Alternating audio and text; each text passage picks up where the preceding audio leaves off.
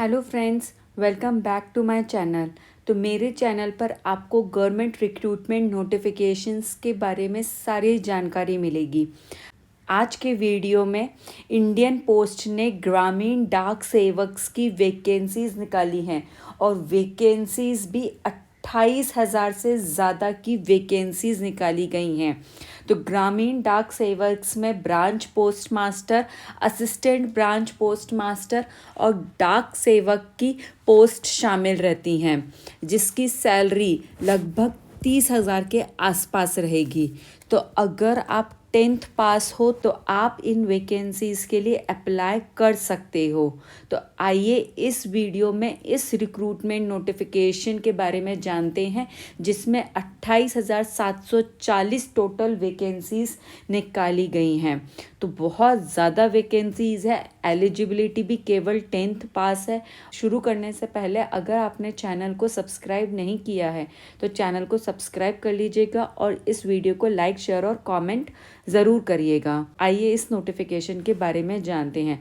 तो सबसे पहले तो आपको ये नोटिफिकेशन मिलेगा कहाँ पर? आपको ये नोटिफिकेशन इंडिया पोस्ट gds.online.cept.gov.in की वेबसाइट पर मिलेगा। इसमें आप सबसे लेफ्ट हैंड साइड पे जो नोटिफिकेशन है उस पर क्लिक करेंगे। नोटिफिकेशन पे क्लिक करेंगे तो डिस्क्रिप्टिव नोटिफिकेशन पे जाएंगे तो आपका ये ग्रामीण डाक सेवक्स का नोटिफिकेशन जो है वो ओपन हो जाएगा।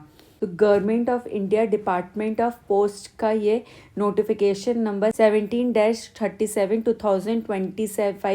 2025 GDS पार्ट 1 है, जो कि 28 जनवरी की डेट का है।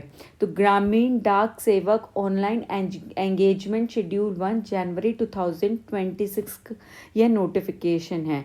तो इसमें ग्रामीण डाक सेवक्स की वैकेंसीज निकाली है, जिसमें branch post master, assistant branch post master और डाक सेवक शामिल होते हैं। इसमें वन टाइम रजिस्ट्रेशन कराने की वन टाइम रजिस्ट्रेशन कराने की लास्ट डेट 14 फरवरी 2026 है और ऑनलाइन एप्लीकेशंस और फ़ी पेमेंट करने की लास्ट डेट 16 फरवरी 2026 है।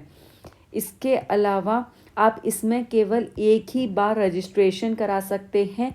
एक कैंडिडेट केवल 1 रजिस्ट्रेशन करा सकता है। अगर आप मल्टीपल या डुप्लीकेट रजिस्ट्रेशंस करते हैं या एप्लीकेशन सबमिट करते हैं तो वो आपका प्रोहिबिटेड है, यानी कि आपकी एप्लीकेशन रिजेक्ट कर दी जाएगी। आप सारी की सारी एप्लीकेशंस आपकी रिजेक्ट कर दी जाएंगी।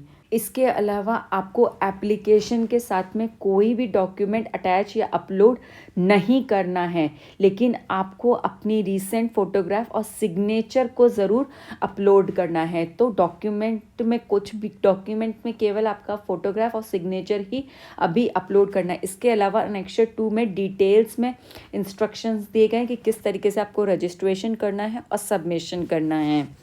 चलिए आइए अब नोटिफिकेशन के बारे में जानते हैं, वैकेंसीज़ के बारे में। तो सबसे पहले तो जीडीएस जो है वो रेगुलर एम्प्लॉयज़ ने रहेंगे डिपार्टमेंट्स के, वो सेंट्रल गवर्नमेंट के एम्प्लॉयज़ नहीं माने जाएंगे। मोस्टली रूरल एरियाज़ में इनको काम करना रहेगा। इसके अलावा मिनिमम 4 घंटे के लिए आपको काम करना रहेगा और मैक्सिमम 5 आवर्स अ डे के लिए।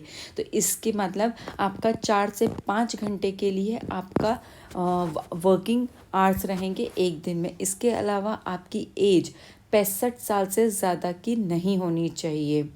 अब ग्रामीण डाक सेवक्स में ब्रांच पोस्ट मास्टर की भी वैकेंसी निकाली गई है, जिसमें आपको ब्रांच पोस्ट मास्टर के डेली ऑपरेशंस वाले काम करने होंगे, जैसे कि ब्रांच पोस्ट ऑफिस को आपको मेंटेन करना रहेगा, उसके प्रोडक्ट्स की मार्केटिंग और प्रमोशंस करना रहेगा, उसको रन करना रहेगा smoothly.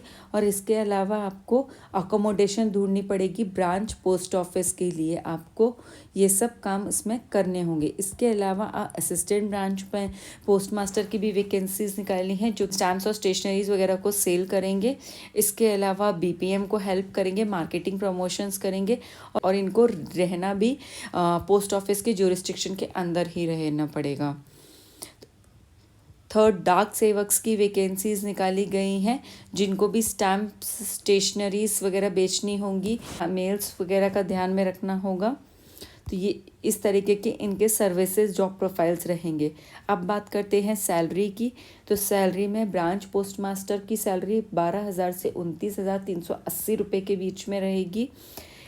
Assistant branch manager, assistant branch post master और डाक सेवर्स की सैलरी 10,000 से 24,470 रुपये के बीच में रहेगी। अब अप्लाई करने के लिए एलिजिबिलिटी कंडीशंस भी देख लेते हैं। तो मिनिमम एज, तो अगर आपकी एज 18 से 40 वर्ष के बीच में है तो आप इसमें अप्लाई कर सकते हैं। इसमें रिलैक्सेशंस भी हैं एज के लिए, जैसे SC/ST के लिए 5 साल का, OBC 3 साल, EWS के लिए कोई रिलैक्सेशन नहीं है, PWBD के लिए 10 साल का है, PWBD प्लस OBC के लिए 13 साल का है, PWBD प्लस SC/ST के लिए 15 साल का रिलैक्सेशन है। एजुकेशनल क्वालिफ़िकेशन की बात करें तो अगर आप 10th पास हैं तो इसमें आप अप्लाई कर सकते हैं। इसके अलावा 10th पास होने के अलावा आपके मैथ्स और इंग्लिश में पासिंग मार्क्स भी होने चाहिए, तो ही आप इसमें अप्लाई कर पाएंगे। और आप लोकल लैंग्वेज भी आपने 10th ग्रेड तक, यानी कि 10th स्टैंडर्ड तक आपने लोकल लैंग्वेज भी पढ़ी होनी चाहिए। जिस भी सर्कल से आप अप्लाई कर रहे हैं वहाँ की लोकल लैंग्वेज आपने 10th स्टैंडर्ड तक पढ़ी होनी चाहिए, तभी आप इसमें अप्लाई कर पाएंगे। इसके अलावा इसमें कुछ और क्वालिफ़िकेशंस भी स्पेसिफाई कर रखी है, जैसे कि आपको कंप्यूटर्स की नॉलेज होनी चाहिए, साइकिल चलाना आपको आना चाहिए, और इसके अलावा ग्रामीण डाक सेवक के अलावा कोई और लाइवलीहुड, यानी कि आपका कोई और का आमदनी का स्रोत आपका होना चाहिए। अप्लाई आपको ऑनलाइन करना है और ऑनलाइन अप्लाई करने का लिंक इसमें प्रोवाइड किया गया है, तो वहाँ पर जाकर आप इसमें अप्लाई कर सकते हैं। एप्लीकेंट्स को सबसे पहले शॉर्टलिस्ट किया जाएगा सिलेक्शन करने के लिए, फिर आपके जो 10th के मार्क्स हैं उनके बेसिस पर, आपके 10th के मार्क्स के बेसिस पर मेरिट लिस्ट प्रिपेयर की जाएगी, तो उसके अकॉर्डिंग आपका सिलेक्शन होगा।